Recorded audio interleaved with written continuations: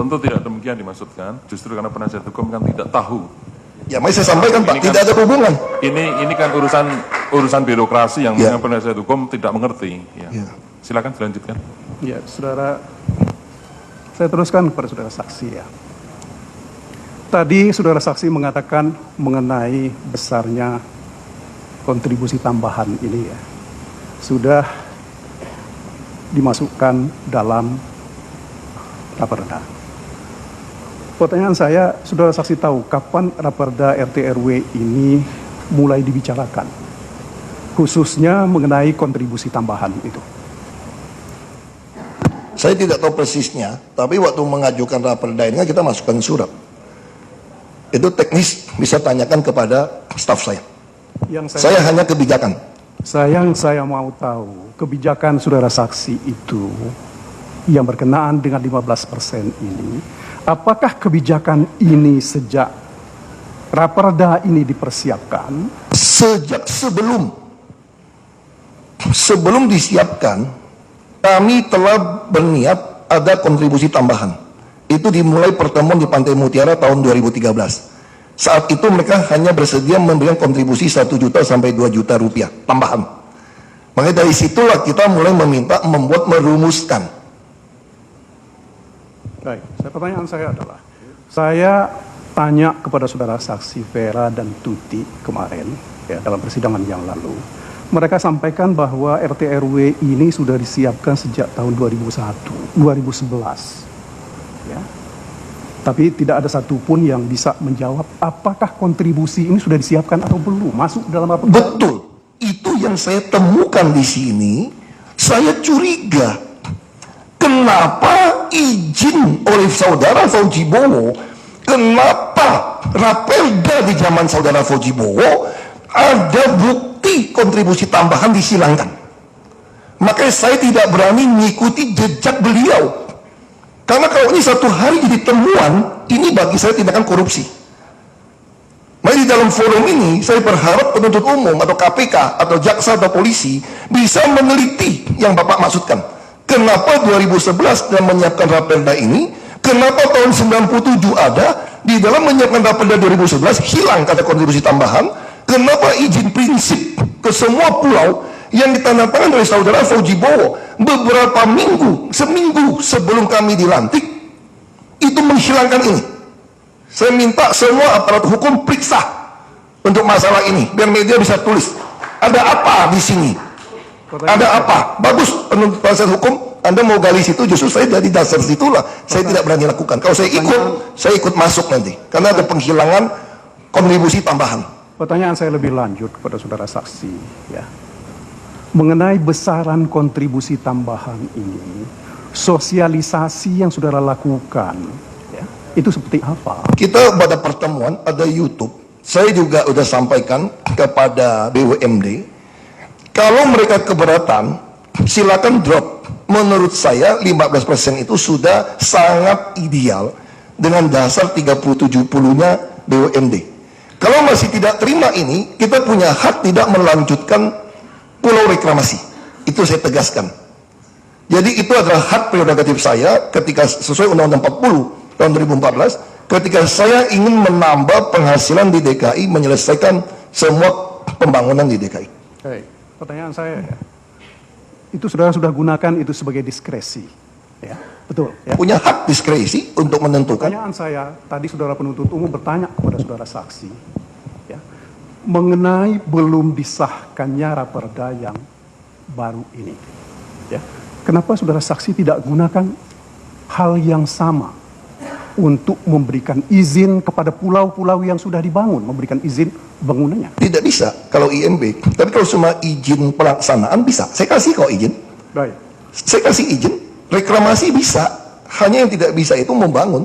Reklamasi bisa. Saudara saksi tahu ada perjanjian tahun 2007 atau 97 yang memberikan kewajiban.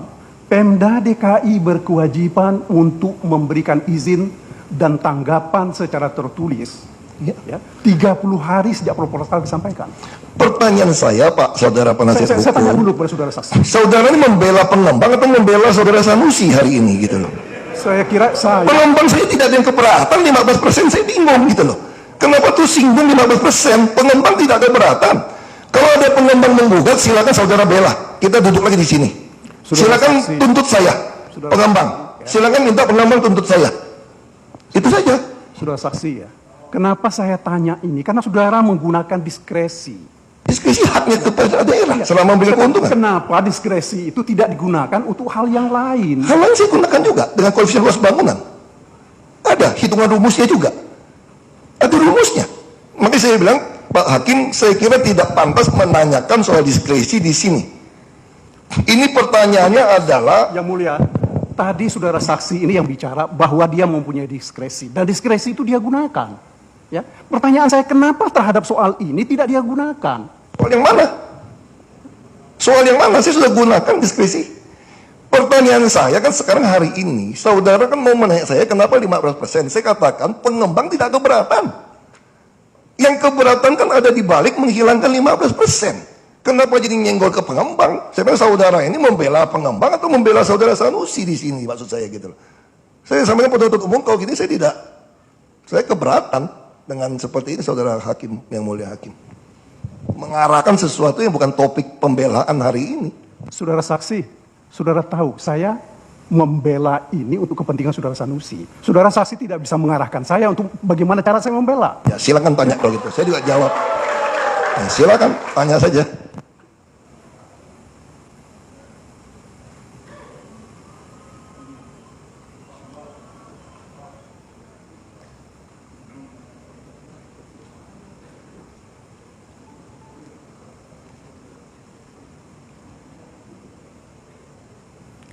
Saudara saksi, satu pertanyaan yang lain dari saya. Apakah ketika saudara saksi meminta Tuti, Vera, dan yang lain-lain menyampaikan pembahasan raperda ini, juga disampaikan argumen dan alasan kenapa ini 15%? Itu bukan saya. Jadi itu ada tim, dia mengundang tim ahli menghitung. Saya cuma sampaikan, saya tidak mau pembagian berdasarkan keuntungan 30% saja. Karena kalau bilang 30%, saya khawatir pengusaha akan mengatakan dia tidak untung segitu. Sehingga 30% kami jadi kecil. Dia untung 1.000, dia transfer pricing ke PT yang lain misalnya. Jadi untung 100, sehingga 130% kami jadi 30 perak, bukan 300. Makanya saya ingin dirumuskan secara NJOP, lalu mereka membahas lagi dengan timnya, lalu dia membuat paparan kepada saya, keluarlah angka 15% itu. Makanya saya sampai katakan, ya sudah, pakai 15%. Videonya lengkap, mungkin bisa pelajari semua video. Pertanyaan saya kepada saudara saksi, ya. Ini kan saudara saksi mendelegasikan ini kepada staf. Ya. Pertanyaan saya adalah, apakah staf saudara saksi ketika itu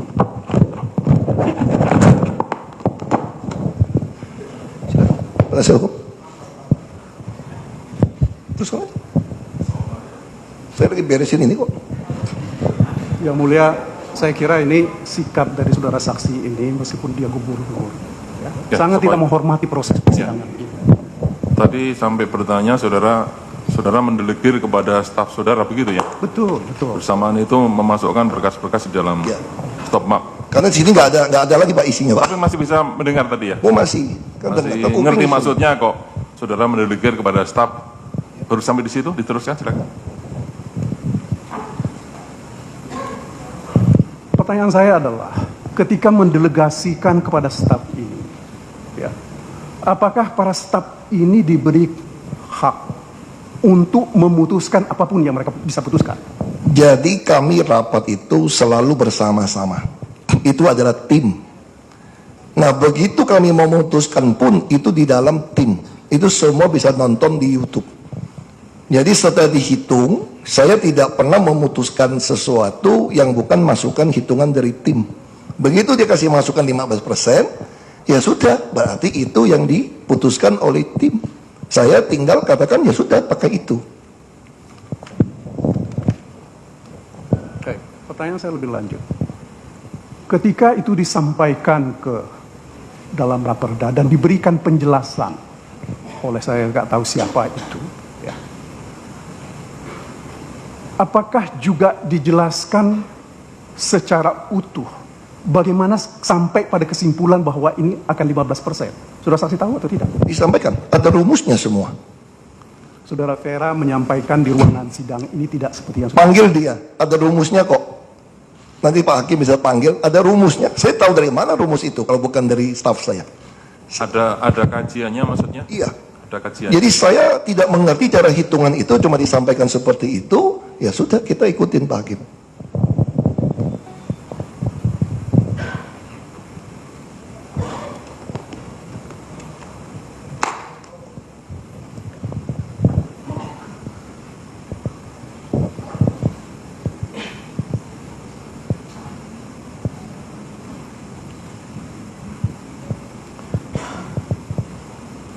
Saudara saksi, ya, tadi saudaranya menyebut bahwa kerugian akibat dari adanya tidak selesainya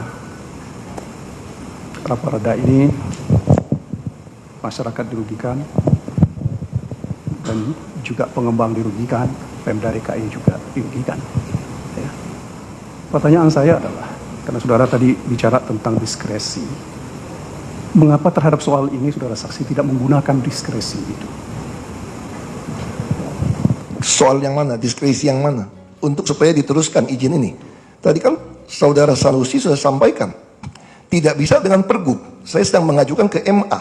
Apakah ketika terjadi deadlock oleh DPRD, boleh nggak saya menggunakan hak saya untuk melancarkan ini kembali? Saya sudah mengajukan surat ke MA. Itu jawaban saya. Kemudian selanjutnya mengenai saudara saksi tadi menerangkan bahwa HPL itu atas nama DKI. Jadi Ya. di HPL ini ada HGB. Iya. Itu ya. HGB itu diberikan sampai 30 tahun. Ya. Betul, ya. Pertanyaan saya adalah, hitung-hitungannya 30 tahun itu, apakah senilai ya, dengan biaya yang dikeluarkan untuk membangun pulau ini? Yang saya mau tahu, saksi diberitahu bagaimana hitungannya. Saya tidak tahu, itu tergantung Anda pengusaha. Laut punya DKI, izin ada di gubernur. Kalau saudara pengusaha merasa tidak untung, silahkan jangan ngajukan izin. Sederhana saja bagi kami. Kalau saudara merasa tidak untung, ya jangan bisnis. Kami kerjakan sendiri. Berapa besar yang sudah dikerjakan oleh DKI? Ya, kami sudah ada Ancol, kita kerjakan. Saya sampaikan pada mereka, kita udah ganti direksi baru. Kami sebenarnya punya BUMD, fungsi BUMD. Ketika swasta tidak mau, kita bisa kerjakan. Lagi pula, saudara penasihat hukum, pengusahanya mau kok. Kenapa Anda ribut gitu loh? Kenapa ini pengusahanya mau kerja sama, ada perjanjiannya. Jadi salahnya di mana gitu loh?